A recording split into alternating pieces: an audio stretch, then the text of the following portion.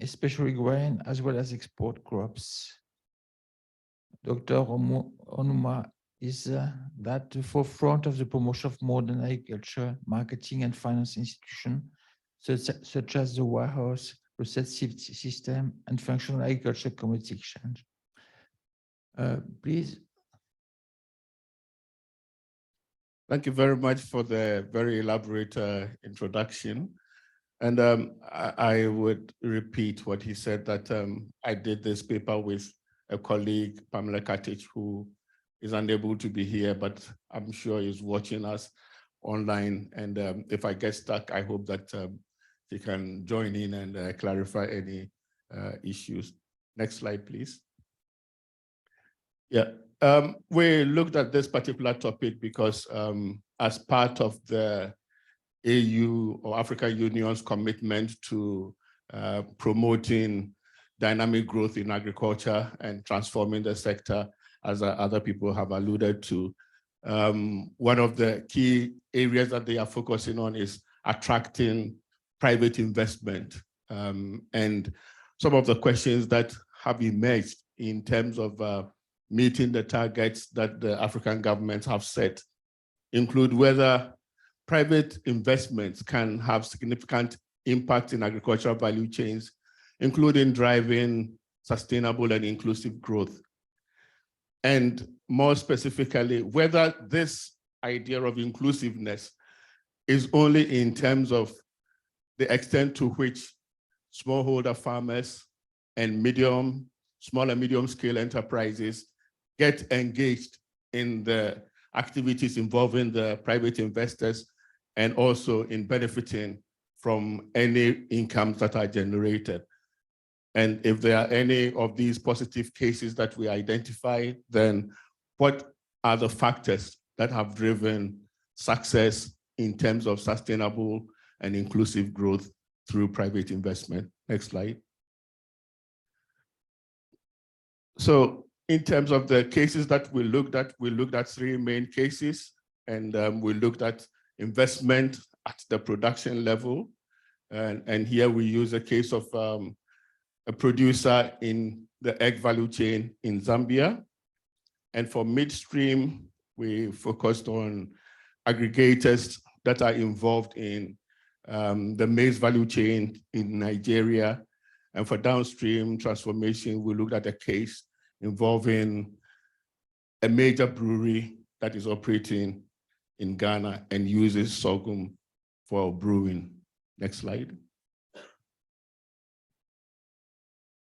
So we start off with the egg producer, and based on the information that was made available to us, and from the team that worked on this, it was quite tricky getting quite a lot of information out of this particular producer for whatever commercial reasons.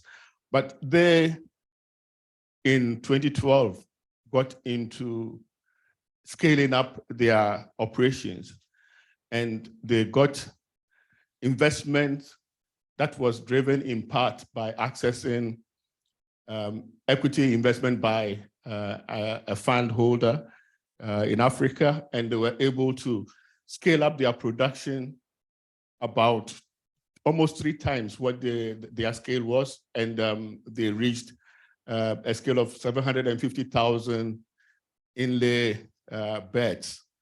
And this was more than 3 times the size of their next competitor. And by the time we conducted this study, they controlled about 20% of the market share in terms of egg production. This investment had been facilitated by a facility that was supported by the EU, the Technical Assistance Facility, and it helped them in developing their proposal, which got funded, and also in dealing with specific issues related to that particular investment. And one of the investments was how to respond to a change in the dynamics of demand for eggs in Zambia as a result of their upscaling of production. through that TAF support, they were able to respond by developing an egg distribution system that responded to the needs of consumers in what in Zambia are described as high density communities, or relatively communities that are dominated by relatively poor people. And they also, through this support, were able to engage smallholder farmers who were participating in soya production, but targeting supply to this particular producer. Next slide. And here we are looking at what happened as a result of this particular investment. And we have provocatively titled it "An Excellent Way to Meet Food and Nutrition Security Demands within the Zambian community." And we are saying this because if you look at the scale, one player controlling 20% of the egg market, that cannot be described as inclusive. And with that one player becoming almost 3 times bigger than the next competitor, that may look like something that is undesirable from some considerations. But what happened in this particular case was that because of their dominance, the price of eggs was virtually stabilized, and it didn't move very much. If you look at that small graph, if you can see it very clearly, the blue line below is representing movement in terms of egg prices. And the one above is the price for what is supposed to be a very cheap source of animal protein or fish, tiny fish, which is very cheap and usually consumed by the poorer households. So you can see that one, it's far above that of egg in terms of price per kg, and also more variable. And the result of this was that egg consumption, to our surprise, had moved more into the poorer communities than the richer households. Before that particular study, my presumption was that egg is consumed by rich middle-class people who want to have a nice breakfast. But through the study, we found out that most poorer households were now consuming eggs, not as some excitement thing for breakfast, but as an important nutrient for their dinner. So that was a major development coming out of this particular investment. Now, because the consumption had increased in the poorer communities, you cannot expect the consumers now to go to supermarkets to buy. So the distribution had to shift from supermarket-led distribution to a community-based distribution system. And that is where, as part of their development, they developed what they call the bottom of the pyramid distribution system, where you have bicycle riders carrying eggs to the poorer communities, where you have vans containing several hundreds of crates of eggs going to the open markets, and they are bought by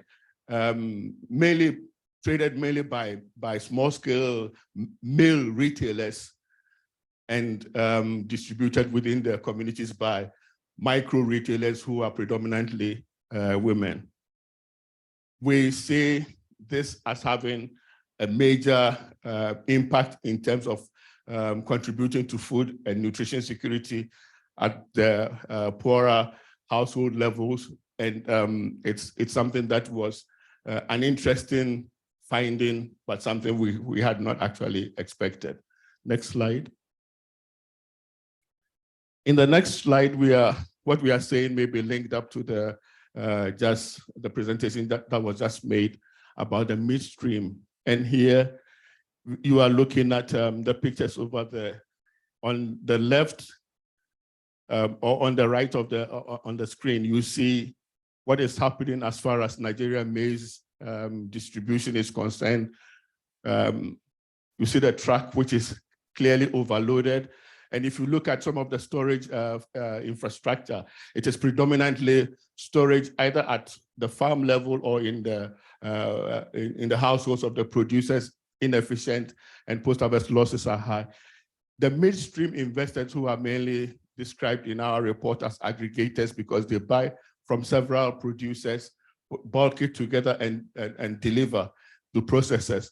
They are investing in innovative storage facilities like the Cocoon, which is there, and in the warehouse, which is under construction.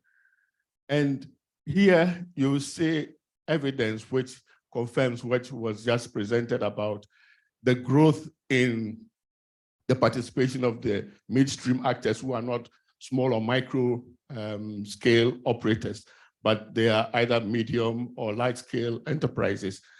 And the role they are playing here is not only contributing in terms of assuring steady supply of quality raw agricultural materials to processors, but it is also creating an interesting development in terms of their need to assure supplies from smallholder producers. What is happening with many of them is they rely on the smallholders to supply, and to do that, they have to give them support in terms of credit, to buy inputs, and provision of extension advisory services. In a paper that will be, a presentation that will be following mine, details of that will be provided. But through this, our finding is that you have a situation where it's not just industry, but also smallholder farmers that are benefiting. And I think we come to some of those details in the next slide. Next, yeah. So from our evidence, and like I said, some of these details will come up in the next presentation, the package of support that these aggregators are providing to smallholders that they are working with is boosting their productivity and also helping them to escape poverty because of their ability to generate more income as a result of increased yields, expansion of the area that is under cultivation, and the reduction in post-harvest losses.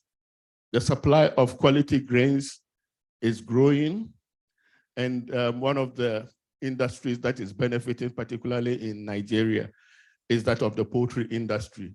And what we did is we looked at benchmark prices of animal protein sources against egg prices.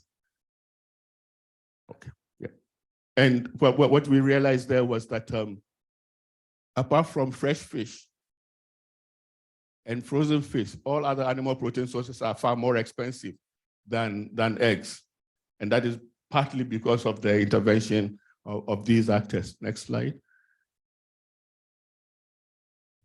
Yeah, sorghum, the picture there is a telling one because quite a lot of the sorghum produced in Ghana is processed. And the processing is transforming sorghum grain into a local low alcohol beer called Pito. And you see the type of actors that are involved in it. They use a lot of firewood. They have, apart from the impact on the environment, the health risks of inhaling so much smoke.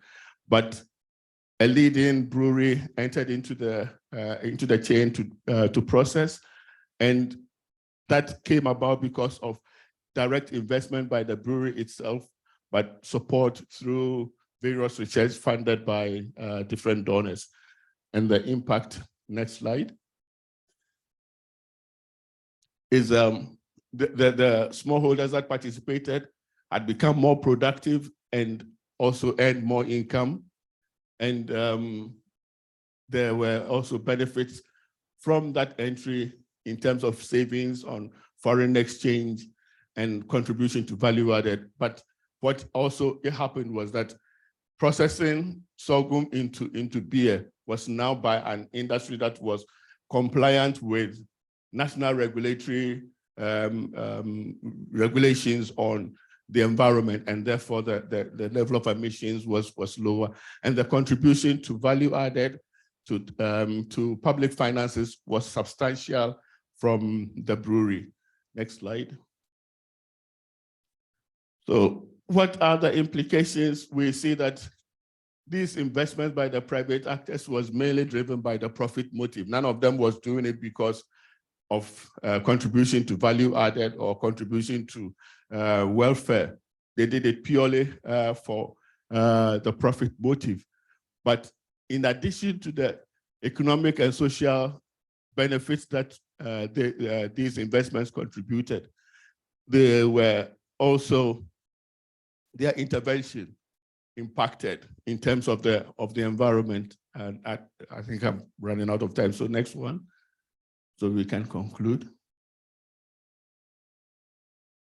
And for the profit-oriented enterprise, what is going to hold them back is not the size of their contribution to value added.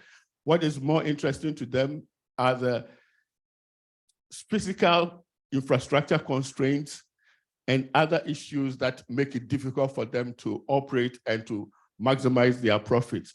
And we have seen from these cases that there is the potential for an alignment between the private investment motives and the support that they get from donor and government interventions. These ought to be optimized. And because of that, we think that the VCA4D framework, which provides a lot of very interesting evidence, needs to pay more attention to how to actually robustly review the impact of risks on the various aspects of analysis, especially the economic analysis, to ensure that if those mitigations that are needed are implemented, that the private investor can optimize or maximize their earnings, while the social benefits that are generated and the environmental benefits are also optimized. And that is one of the key areas that we believe needs to be looked at going forward. Thank you very much. And if there are any questions, we'll be more than happy to answer them.